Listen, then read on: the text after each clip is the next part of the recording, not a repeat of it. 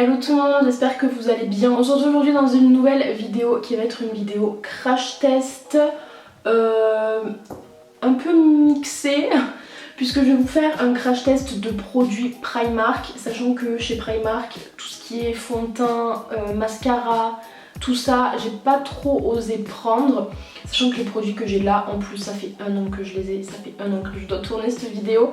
Par contre j'ai grave craqué sur les produits de teint, donc blush, bronzer, highlight, et sur les produits yeux. Donc j'ai pris 3 palettes à thème Disney, donc j'ai pris une palette mini, une palette Blanche-Neige et une palette vilain Disney. Et ensuite tout ce qui concerne la majorité du teint et en soi la majorité du maquillage d'aujourd'hui, ça va être des produits drugstore. Donc j'ai du Colourpop, j'ai du Maybelline, j'ai du Kiko, j'ai du Make-up Revolution. Après il y a certains produits que j'avais pas en drugstore ou en petit prix, notamment la base, je vais utiliser la NARS, et pour mes sourcils je vais utiliser Benefit puisque j'avais pas d'alternative petit prix.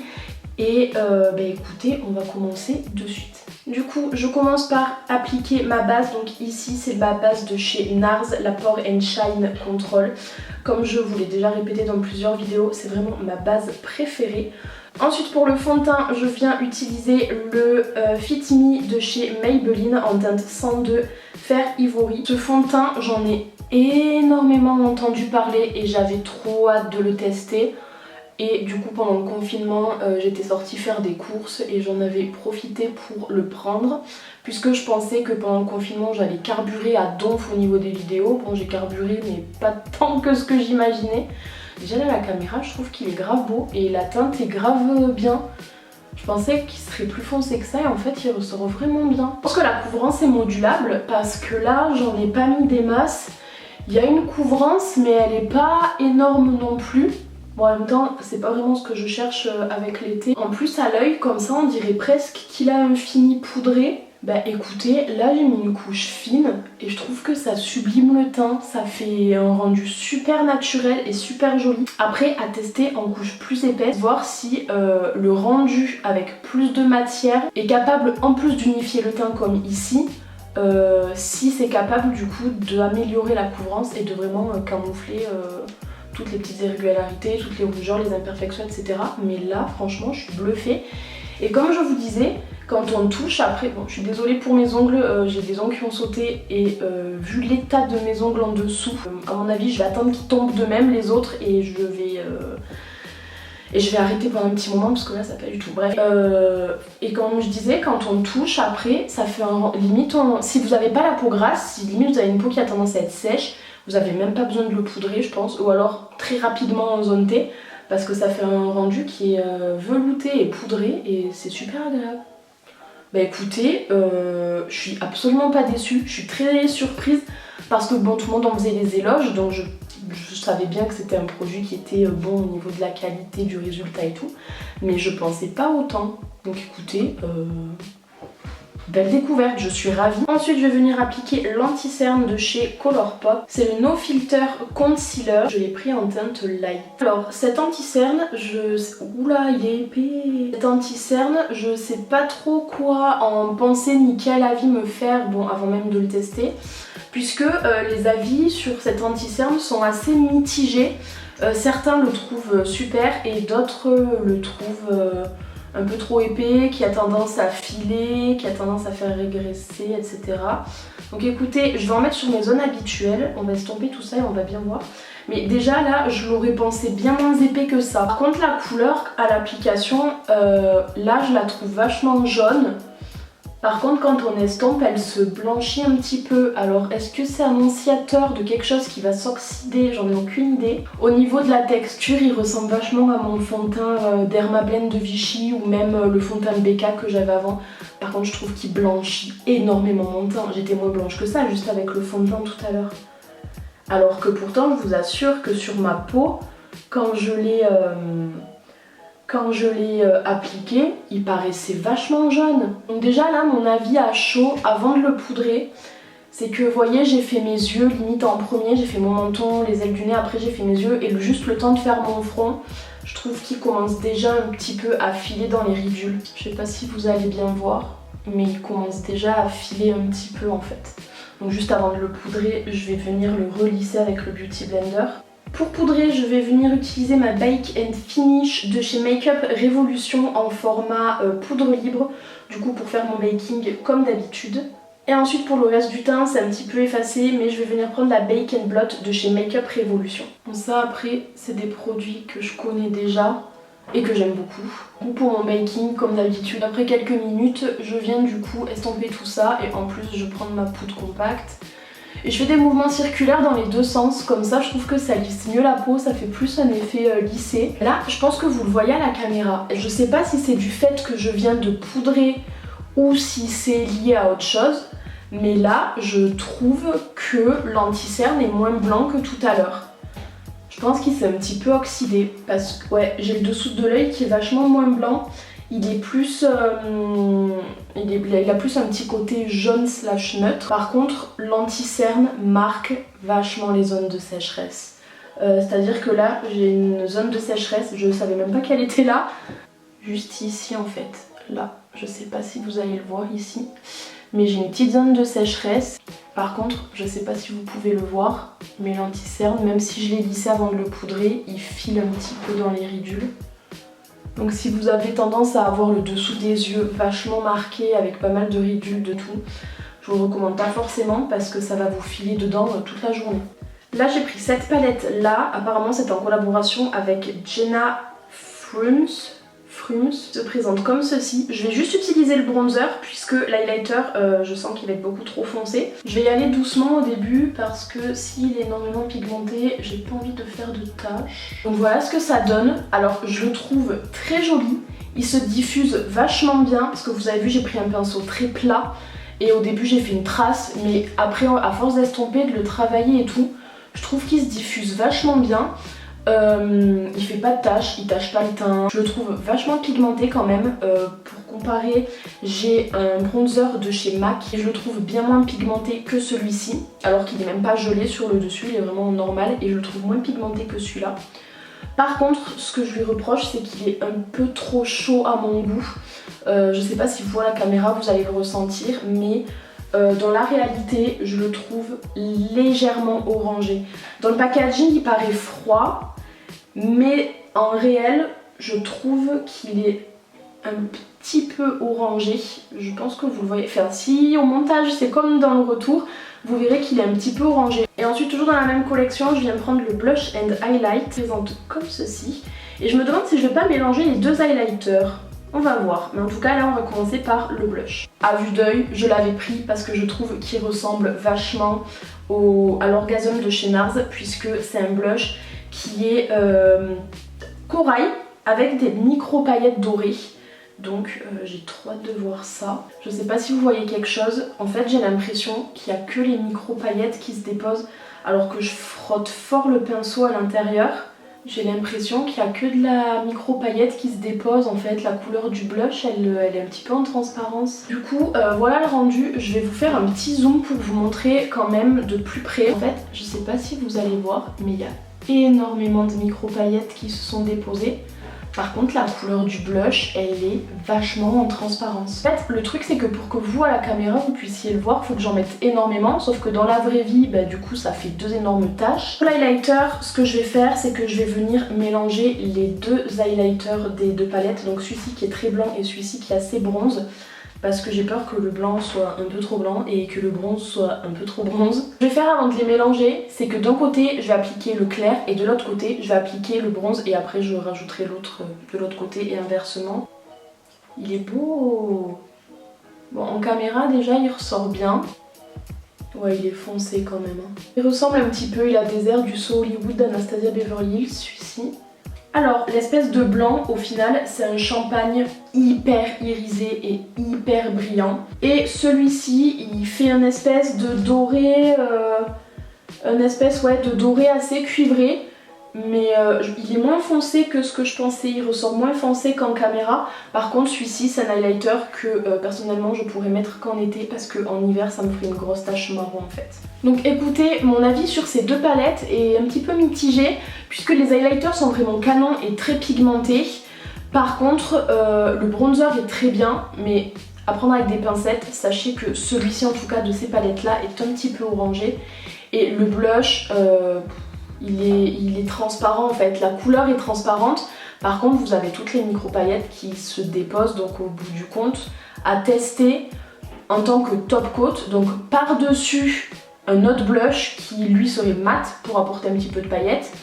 Mais pourquoi pas aussi à tester en tant qu'highlighter, mais c'est vrai qu'en tant que blush j'ai dû en mettre la blinde. Donc là écoutez, mes sourcils sont faits, j'ai fixé mon teint avec mon fixateur habituel, comme ça si à la fin du make-up je vois quelque chose qui a bougé ou quoi que ce soit, je sais que ça n'est pas du fixateur puisque j'ai l'habitude de l'utiliser. On va passer aux yeux et je vais venir utiliser la Lock and Prime de chez Makeup Revolution. Pareil, c'est une base que je connais et que j'ai l'habitude d'utiliser, donc s'il y a un problème avec les fards, qu'il y a des taches ou quoi que ce soit, je saurai que ça ne vient pas de la base. Donc au niveau des palettes pour les yeux, d'abord j'ai celle-là, c'était une palette du coup Blanche-Neige.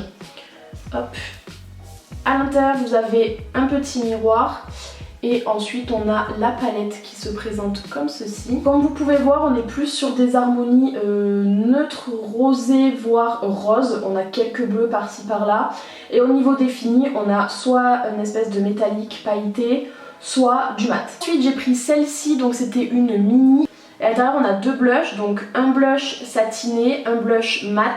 Et ensuite comme vous pouvez le voir, c'est un peu similaire à la première. On a soit des fards mat, soit des fards métalliques pailletés. Et là par contre au niveau des harmonies on est vraiment sur quelque chose de très rosé, très fuchsia, très rouge. Et après la dernière c'est ma préférée, je la trouve vraiment magnifique. C'est celle-ci, c'est la Vilain de chez Disney, pareil. Donc en fait ici on a 4 harmonies, on a l'harmonie d'Ursula, l'harmonie de la méchante reine, l'harmonie de Cruella et l'harmonie de Maléfique. Donc elle se présente comme ceci. On va avoir une harmonie nude marronné, une harmonie nude orangé, une harmonie violette et une harmonie fuchsia. Vous me connaissez, de prime abord je serais partie sur l'harmonie d'Ursula qui est un petit peu rose fuchsia et tout. Mais j'ai bien envie de partir sur l'harmonie de Maléfique, donc qui est très orangée, très dorée. Pour commencer, je vais venir prendre un pinceau estompeur qui est très fluffy et je vais venir appliquer la couleur du coup qui va être ma couleur de transition. Alors au niveau de la pigmentation, en tant qu'impact, elle est bien. Par contre, dès qu'on commence un peu trop à la travailler, elle devient vite transparente. Par contre, ils font pas de chute et ça, c'est vraiment cool. Alors qu'habituellement, les fards qui sont poudreux quand on les sort de la palette, croyez-moi, ils font pas mal de chutes. Ensuite je vais me prendre un pinceau estompeur mais un peu plus boule on va dire. Et je vais venir prélever la couleur du coup qui est au-dessus de celle-ci. Puis là du coup je vais venir l'appliquer dans mon creux de paupière. Hop, je fais mon impact. Je sais pas si vous allez voir là mais ça fait des petites taches. Alors que pourtant je fais petite couche par petite couche mais il y a certains endroits où ça a un peu de mal à accrocher. Ensuite je vais venir reprendre de mon correcteur de tout à l'heure et je vais venir faire un cut crease. C'est vrai que j'avais ma période de cut crease, ça m'était passé et là je me dis que les fards vont peut-être mieux ressortir comme ça. Maintenant je vais prendre un pinceau plat et ce que je vais faire c'est que je vais venir prendre le orange juste ici. Je vais l'appliquer sur le côté externe de mon œil. Oh, il n'est pas aussi pop que dans la palette, je suis déçue.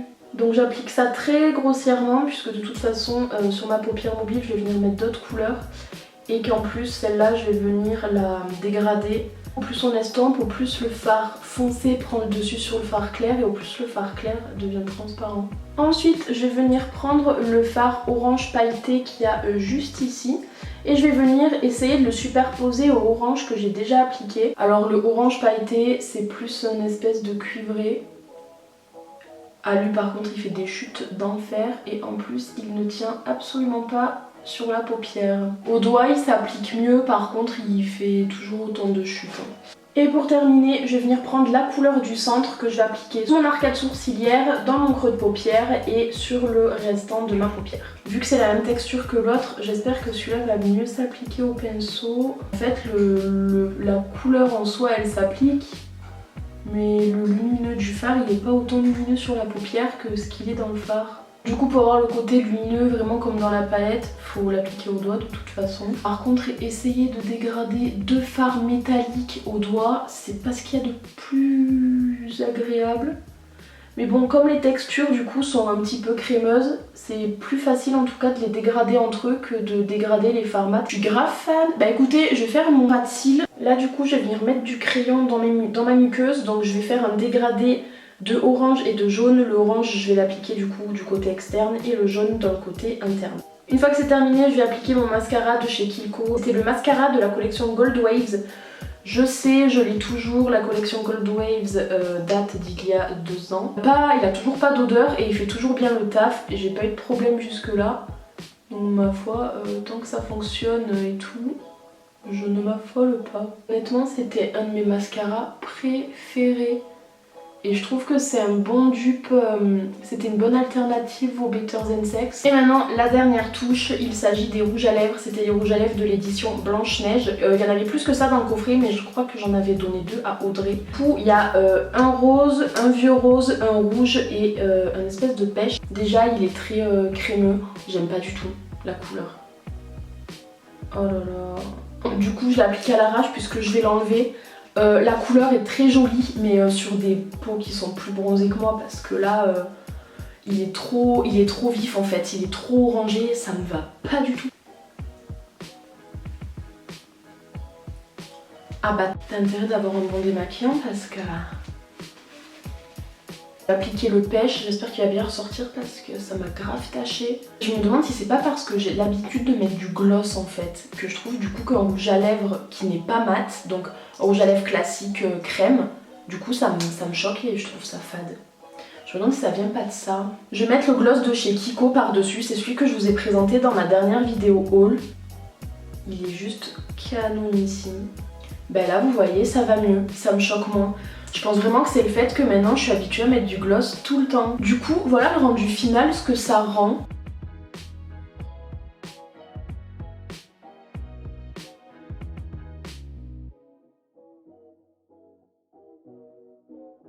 Du coup voilà le rendu final, comment ça rend. Ben écoutez, j'aime beaucoup. Au niveau du teint déjà, les nouveaux produits que j'ai testés, puisque je vous rappelle qu'il y avait des produits que j'avais déjà l'habitude d'utiliser. J'ai adoré le fond de teint. C'est vrai que je teste de mettre une couche un peu plus généreuse on va dire pour voir s'il se rapproche du Dermablend ou pas, mais en tout cas pour l'instant je l'aime beaucoup et ça pourrait être un bon fond de teint d'été en tout cas. Au niveau du concealer, je vais continuer de le tester pour voir, mais je trouve en tout cas qu'il a tendance à filer très rapidement dans les plis et ce même quand il est poudré. C'est un petit bémol. Par contre, alors j'ai l'impression qu'il est oxydé déjà quand il sort du packaging puisque j'avais pris une teinte quand même très claire et qui n'était pas neutre ni jaune.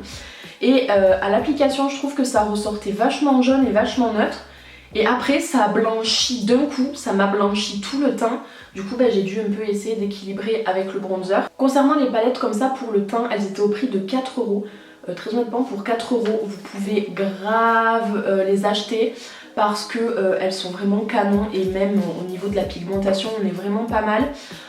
Petit bémol comme je l'ai dit déjà, c'est que le bronzer est légèrement orangé par rapport à ce qui paraît dans le packaging et le blush en tout cas celui-ci il a tendance à être très transparent et il dépose quasiment que les micro paillettes dorées. À tester pour tout ce qui est en mono, j'ai pas testé puisque j'avais pris directement en palette, mais à tester les monos, voir ce que ça donne. Ensuite au niveau de la palette, honnêtement celle-ci en tout cas, au niveau des harmonies colorées c'est un coup de cœur. Il me semble qu'elle m'a coûté 10 ou 15 €, quelque chose comme ça, j'ai plus le prix. Mais en tout cas je la trouve vraiment pas mal, en plus de ça elle est cruelty free. Et je trouve vraiment les harmonies très belles. En tout cas, c'est pas les harmonies qui de prime abord m'intéresseraient qui m'intéressent le plus, puisque celles qui m'intéressent le plus au final, c'est celles qui sont plus chaudes et nude. C'est vrai que les harmonies roses, je les trouve un petit peu fades. Les rouges à lèvres pareil, au niveau de la texture ils sont vraiment bien. La tenue, ça a l'air plutôt pas mal puisque j'ai galéré à l'enlever avec un Kleenex. Par contre pareil je les trouve un petit peu fades au niveau des couleurs. Alors encore une fois, est-ce que c'est parce que j'ai pris l'habitude de porter du gloss H24? C'est une question à se poser et je pense que la réponse est là. Parce que c'est vrai que maintenant à part mettre soit du liquide mat soit des gloss, je mets plus vraiment le reste. Tous mes rouges à lèvres MAC ça fait un sacré moment que je les ai pas utilisés. Et encore une fois, je le répète encore et toujours, mais le gloss Kiko est vraiment canon. Et les produits Kiko en général, honnêtement vous pouvez foncer les yeux fermés. J'ai rarement été déçue par des produits de chez Kiko. et la qualité juste dingue pour un prix qui est mais plus qu'abordable. Donc voilà, écoutez, j'espère que cette vidéo vous aura plu. N'hésitez pas à me dire en commentaire si vous voulez que je vous fasse d'autres vidéos crash test de produits drugstore. Si vous voulez que je vous fasse d'autres vidéos où je teste certaines marques, dites-moi les marques que vous aimeriez que je teste dans les commentaires. Dites-moi si vous voulez que je teste les autres palettes pour les yeux. Elles m'attirent un petit peu moins que celles que j'ai testées aujourd'hui, mais je pense que ça vaut le détour. Donc voilà, j'espère vraiment que cette vidéo vous aura plu. Je vous invite à me suivre sur Instagram puisque je suis très active sur ce réseau là et que c'est toujours un plaisir de vous répondre et d'avoir vos retours. En attendant, je vous fais de très gros bisous et je vous dis à bientôt dans une prochaine vidéo. Bye!